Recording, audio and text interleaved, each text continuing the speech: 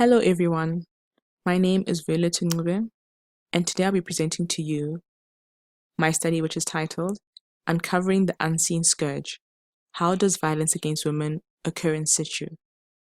So in this presentation, I'm going to give you a brief background and rationale for my study and also detail to you the methodology that I'll be using to conduct the study.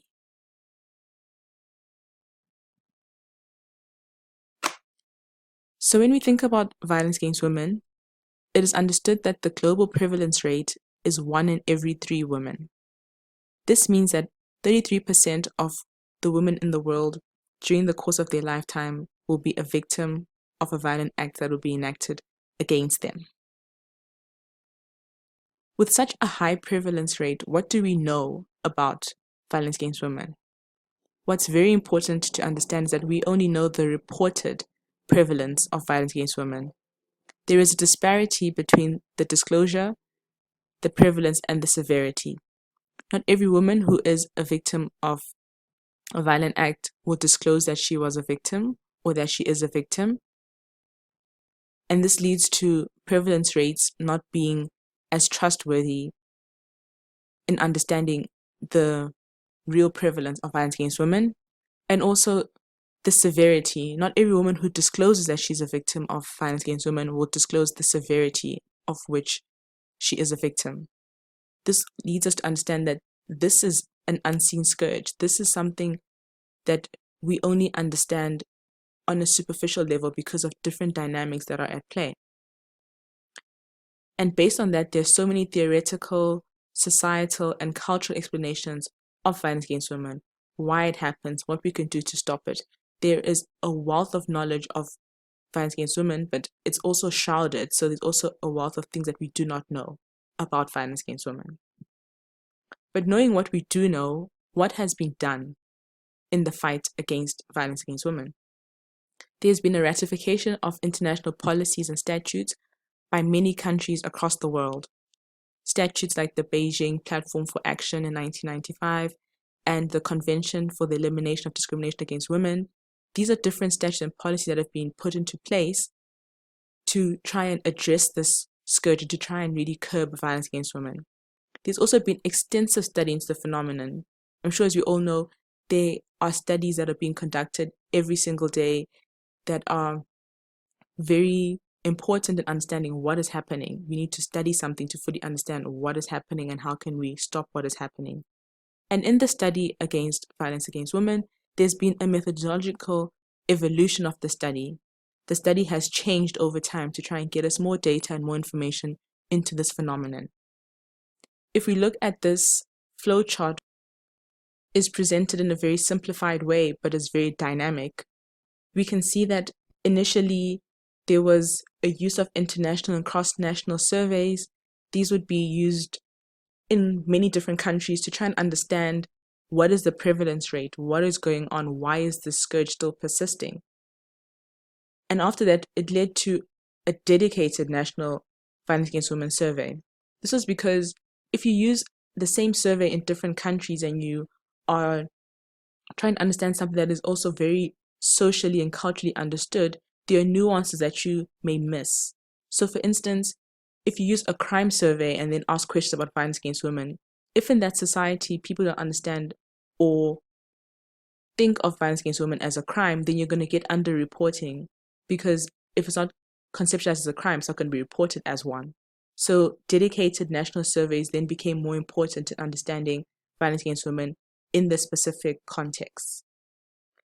And then also due to the qualitative turn where surveys began to take a backseat and we started to prioritize understanding a phenomenon from the person's personal point of view, from their personal narrative and their experience, then interviews and focus groups became what was used to understand violence against women.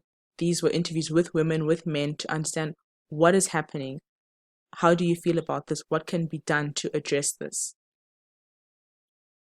But what is also important in understanding someone's experiences is to couple that with the survey data, which led to mixed method studies, which understand the survey data on one end and the interview data on one end, also try and get a fuller picture of what is happening and what's going on, and then what can be done when we merge the two types of data together.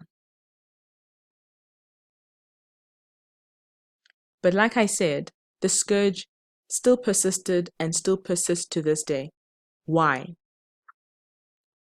If we look at the different theories that have been put forward, if we look at patriarchy, which positions women in a specific way, then this dominance can be exerted physically, sexually, in different ways, and always subordinates women. And in subordinating women, they become more susceptible to be victims of violent acts. Gender equality has also been put forward as a reason why this scourge is still persisting. But when we look at gender equality as what we're all chasing to be this utopia where there'll be no more violence against women, it's important to think of issues such as the Nordic paradox. The Nordic paradox is a relatively new phenomenon that has been found that even in countries that apparently have a very high level of gender equality, there is still a reported high level of violence against women. So we have to always look at all of these theories in context and think about, yes, we might be chasing gender equality, but gender equality also comes with its own issues, and one that can be suggested as the male backlash theory. So women may become more and more independent and making their own money and just becoming separate entities that are not dependent on a man. But if we take, for an example, a woman who is a CEO, who's running her own business, when she comes home, her husband may decide that in order to get his power back that he thinks he might be losing because of the genders becoming more equal, he might enact physical or sexual violence to reassert this power that he thinks he might be losing in the economic sense. So when you look at these theories, you have to understand that there's so much nuance in understanding violence against women that not one fix will fix everything else. Another reason why the scourge persists is victim blaming. And what this does in a society where the victims are not believed, are not listened to, then the scourge can persist because no one is going to stop it if no one believes that it's even happening. And if you're going to consider the woman to be complicit in her own violent experience, then the scourge can continue to happen because you continue to veil the experience and to keep it behind doors. And by keeping stuff behind doors, then it can just continue to fester and no one will have to address it. And another very important thing to understand is there is a huge discrepancy in some cases between policies and societal attitudes. Policies have to have the buy-in of the society for them to work. And so many policies are top-down approach where it's something that is dictated from the government or from legislation, but without the buy-in, without the acceptance or the interaction with various stakeholders, individuals, then a policy may not work because a policy needs to be taken up and used and implemented by the people on the ground, and you need their buy-in. So these are the various reasons, of course not an exhaustive list, why the scourge has still persisted.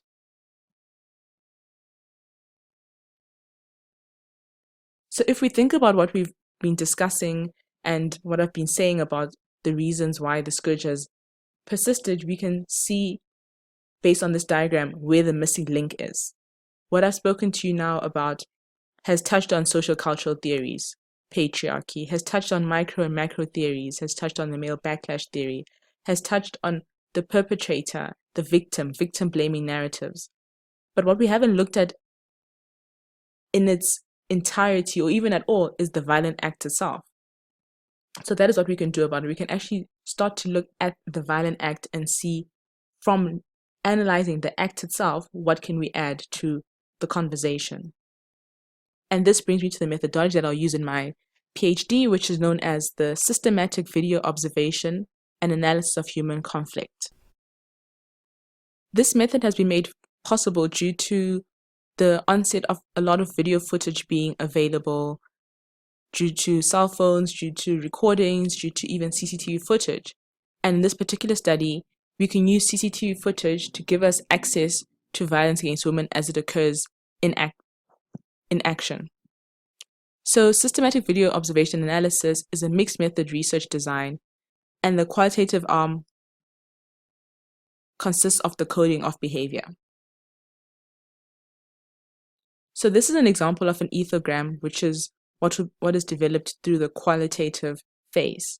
So if we look at this ethogram, it gives you a coding of behavior at the body part level, at the individual level, and also at the relational level. So if we look at the first one, we can see that this is a raised hand, and the description is an instance when an individual lifts their arm and hand towards another person. Then we have the relational detail where it's a man raising his hand towards a woman. And when we can now look at a behavior as it happens in a violent space, we can now start to categorize it and put a certain behavior and classify it as escalatory, or in the second example, de-escalatory. And in the second example, you can see that this was both hands raised to protect or to surrender. There's a description of what happens with the raising of both hands, and the relational detail, which is when a woman raises her hands towards a man and is categorized as de-escalatory because there's someone surrendering or trying to protect themselves. So when we look at systematic video observation analysis, we can start to categorize different behaviors into different categories, and then we can start to see what kind of behaviors make a violent act worse, what kind of behaviors calm a situation down. We can even start to look at the role of bystanders from a different point of view to understand when can a bystander intervene.